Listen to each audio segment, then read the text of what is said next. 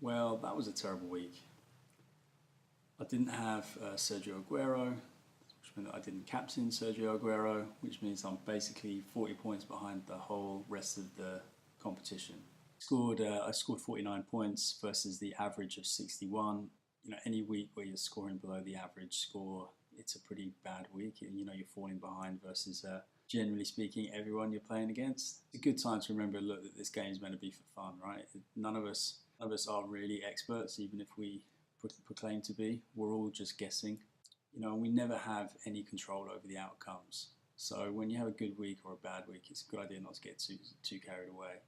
So look, if your game week 2 sucks just like mine, then it's really no big deal at all. Let's go back through the matches from this week. Let's kick off with Cardiff 0, Newcastle 0. This was a terrible game between two really, really bad teams. You could easily see either or both of these teams getting relegated this year.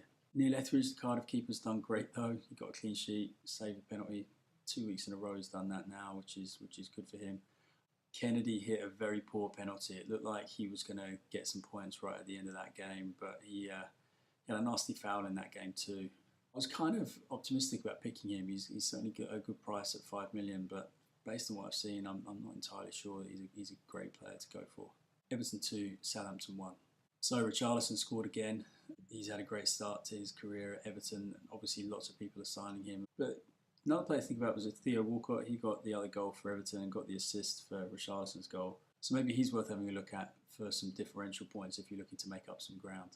It's interesting as well that Danny Ings scored. It was his first goal for Southampton. He could be a really good mid-value option in your front three, so he's worth having a look at over the next couple of weeks. Tottenham 3, Fulham 1. Tottenham played pretty well. It was for Trippier, Kane and Moura. Moura looked good. He had another very good chance other than the goal that he took. Pretty good price as well. I'm interested in signing him. I recognise there's a risk that when Son gets back from the Asian Games that he could potentially lose his place, but I think he's played in these first 2 games and looked pretty sharp and is playing very high up the field. Yeah, Moura's a tough one because he's got, I think, those tough Spurs fixtures coming up. They've got Man United away this week, and then I think in another couple of weeks they're playing Liverpool. So I don't see their attacking players having big returns over those 2 games. But it could be a really good investment to get in now with all these price changes going on. Mitrovic did well for Fulham. I thought he looked good in their first game too. He will get goals for them. How many goals we'll have to see? They've lost their first 2 games and only scored once. But I think that Fulham will get up and running, and when they do, Mitrovic will be I think he'll be the key guy to buy on that team. Okay, West Ham 1, Bournemouth 2. West Ham have had a bit of a rough start, haven't they? That's a bad result at home to Bournemouth. Bournemouth look good though. I'm pleased that I've gone with Begovic and Ryan Fraser from that team. I did like their fixtures at the start of the season. They seem to be playing well. Fraser's played well. He got an assist in the game this weekend, and Callum Wilson scored as well. And Wilson looks good. I'm definitely having a look at him as a good option as a third striker. But the standout guy this week was Steve Cook, the defender, who got a goal and an assist. I don't think he'll do that every week though, so I'm not rushing out to buy him. I think he's likely to increase in price as well soon. So maybe as a tactical buy, that's worth thinking about. All right, Chelsea 3, Arsenal 2. I called this completely wrong. I thought this was going to be a tight game, maybe a 0-0 or 1-0 either way. Ended up being a 5-goal, thrilling London derby. Chelsea got the better of it with goals from Alonso, Pedro and Morata, with assists from Azpilicueta, Alonso and Hazard. Iwobi and Mkhitaryan got the goals for Arsenal, and Mkhitaryan got the assist for Iwobi's goal as well. So overall, my feeling is I really want Alonso and Azpilicueta, one of them maybe, in my team, because they've started so well under this new Sarri system. Alonso really got forward in game week 1, and he obviously got forward again to score in game week 2. Pedro's playing well as well. I think he's another player at Chelsea that's worth having a look at. And I'm really intrigued by N'Golo Kante playing further forward. He's a great player. He's always played very defensively and has only ever scored a goal in each of the seasons he's played at Chelsea. But he's already got 1 goal this season. It looks like he'll get more. I'm kind of interested in him as a good budget option, playing in a very good team. And Mkhitaryan's worth having a look at as well. A goal and an assist. He's a very good player. Obviously has a good understanding with Aubameyang. When Arsenal get their easier fixtures, You can easily see those two clicking in the same way that they did for Dortmund back in the day.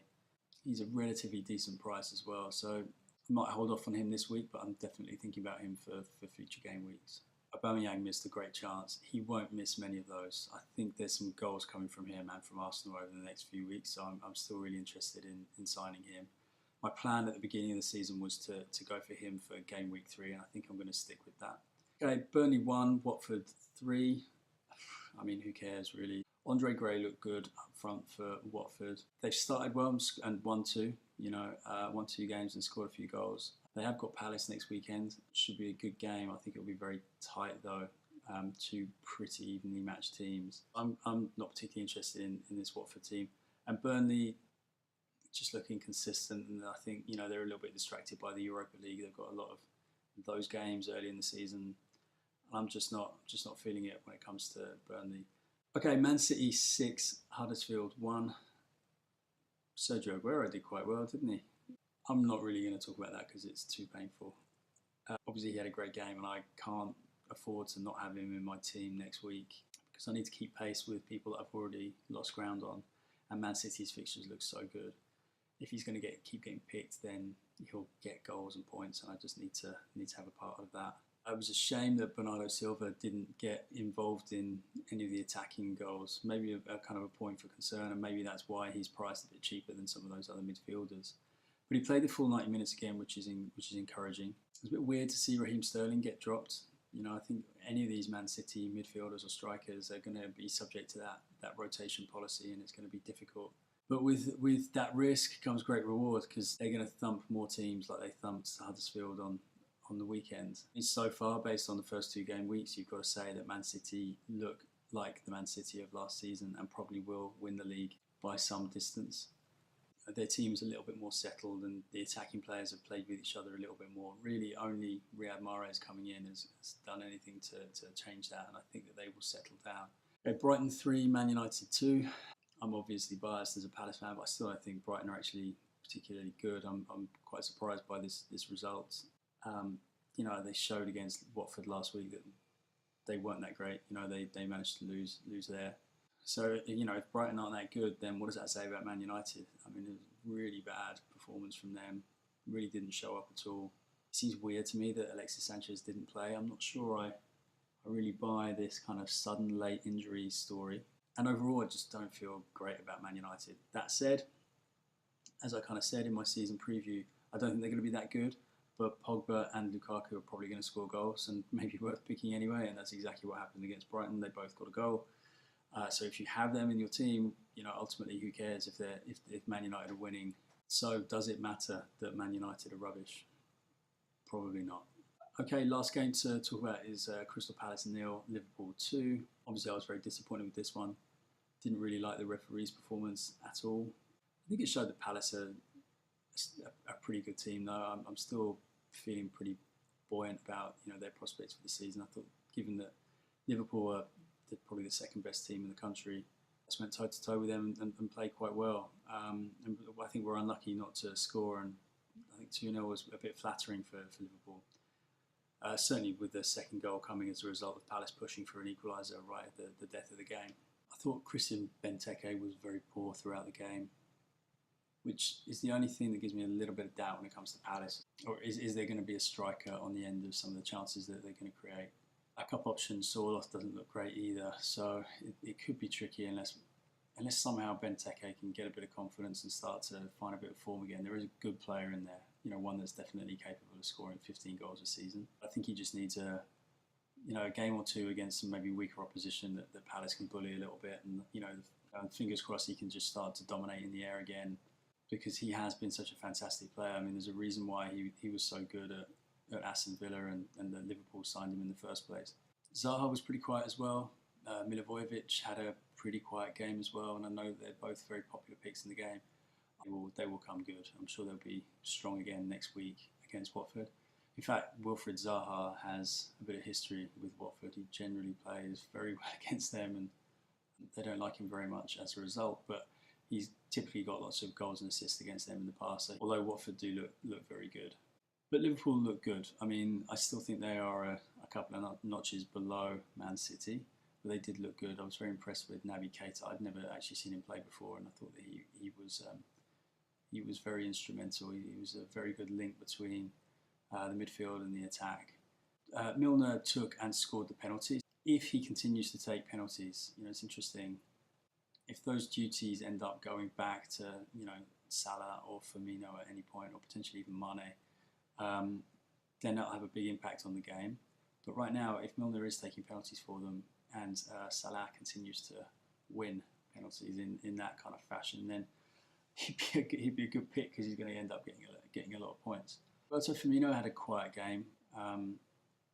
Really didn't have an impact on the game at all. But I think we all know that he's going to get lots of goals this season. He got 20 plus last year, and he will get 20 plus again this season. It's pretty much nailed on.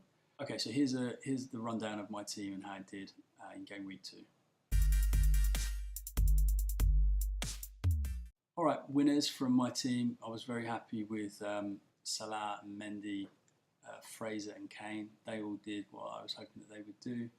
Definitely players that I'm kind of considering sticking with for the next little while. Losers from my team, it was basically everybody else. Particularly disappointed to get nothing from Firmino, from Bernardo Silva. And so the big question this week is, will I wildcard? I know it's early in the season, and then we've only had 2 games to go on, but the answer is yes. I think I'm definitely going to wildcard this week, and I think that there's lots of other people out there doing the same. I've become a bit unsettled by these midweek price changes, and I kind of want to get happy with my team very quickly, and I'm not happy on the basis of what I've seen so far. Attacking fullbacks are going to be the key this season. The opportunity to get clean sheets plus assists and the bonus points that come with those from players playing for good teams and playing in positions where they are not going to get rotated that much feels like a kind of a key to success this season. And there are some great candidate players out there. Benjamin Mendy's one, obviously. Andrew Robertson at Liverpool is another. Kieran Trippier is a potential at Tottenham. And then you've got both Marcos Alonso and Cesar Azpilicueta at Chelsea.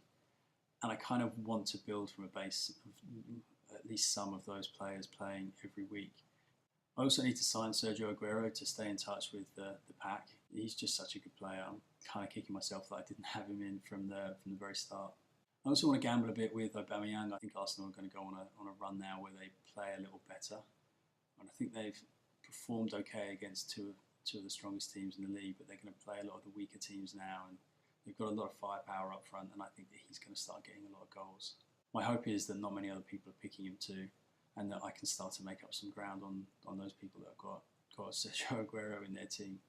So a video to come on that later in the week, although these midweek price changes are killing me. I've definitely been caught out by those already. Definitely need to move faster. Please subscribe to the channel and let me know how you're doing in the comments. And thanks for watching. See ya.